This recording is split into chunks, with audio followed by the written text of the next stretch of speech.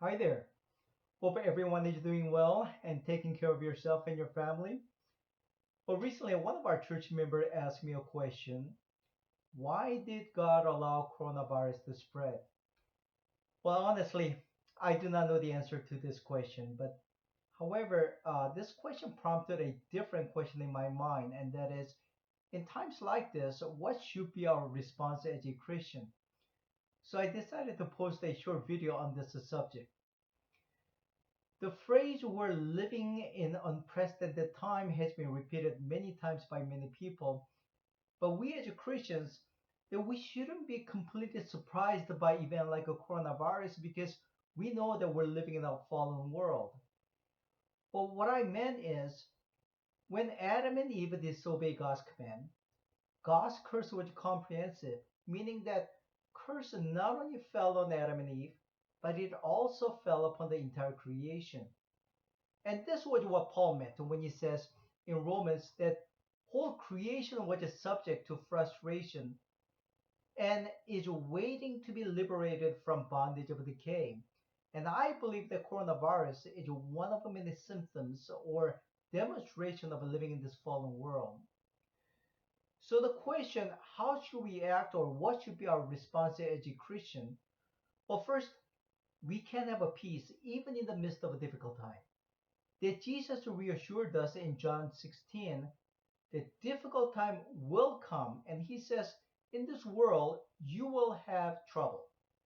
But take heart, I have overcome the world, and in me you may have a peace. That is in Jesus Christ that we can have a peace.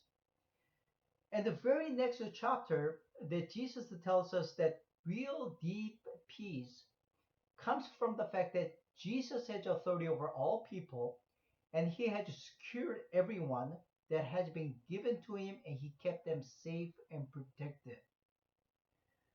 Well, make no mistake that this does not mean that all Christians will be shielded from catching the virus, but we can have that deep peace in knowing our place in heaven is guaranteed and secure. That having that peace should keep us from being paralyzed with fear. Rather, it should give us a strength to keep us going with our daily lives. Secondly, in times like this, should give us an opportunity to demonstrate our core value, and that is demonstrate Jesus' love to our neighbors. So you see, during second century, the historians record widespread of a virus known as Antonian plague, and it's also known as the plague of Galen. And this virus was much like a coronavirus.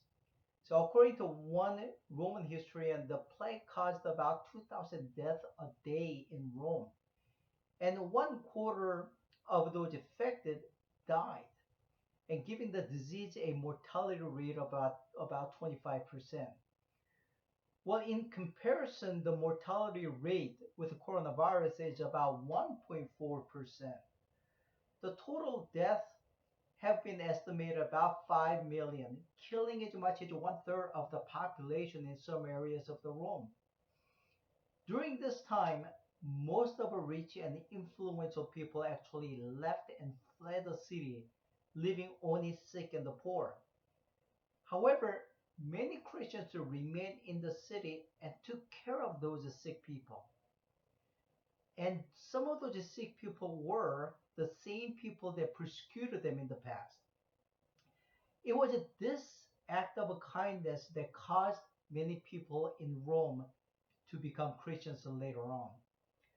See, sometimes when we speak of witnessing, we talk about actual act of talking. However, we need to keep in mind that real effectiveness of witnessing comes from what we do and how we carry ourselves prior to what we say. See, we're right now we're living in a difficult time. Uncertainty and fear could be an opportunity for us Christians to demonstrate our core value through our action. And later, when an opportunity actually presents itself to share the gospel, our witnessing can be far more effective. Thirdly, Being quarantined in our house with our family member can be an opportunity to practice our godly character. Let me explain what I meant by that. If you're like me, most of us need our own personal space. Yes, sometimes even from our own families, or should I say, especially from our own family members. So when you first spend every waking hours with your spouse and your children in a small confined space, it could be a challenge. I mean, it can test your patience and reveal your personal weaknesses or character weaknesses. On the other hand, we can also view this as an opportunity to practice our godliness. That Paul often talks about living a self-controlled life. That Paul uses an analogy of a runner or boxer going into a strict training. And Paul says this in 1 Corinthians chapter 9 that everyone who competes in a game goes into strict training. Therefore, I do not run like someone running aimlessly, and I do not fight like a boxer beating the air. No, I strike a blow to my body and make it my slave so that I myself will not be disqualified for the prize. It is easy to show our best side of ourselves to a stranger, but it is almost impossible to hide ourselves to our own family members. And that is because they know us too well. At the same time, the family is the best place to exercise and train our godliness because even when we fall short, they're much more forgiving and understanding, or at least I hope that they are. See, I would encourage everyone to adopt Paul's knowledge of going into a disciplined training and develop your own spiritual muscle during this period of a stay home mandate. Well, I miss you all and looking forward to seeing you guys again. Meanwhile, be assured that you have that peace, that deep peace in Jesus Christ, and take this opportunity to demonstrate and witness to those people that are in need, and fight a good fight and develop your spiritual muscle. Most of all, stay safe. Thanks for listening.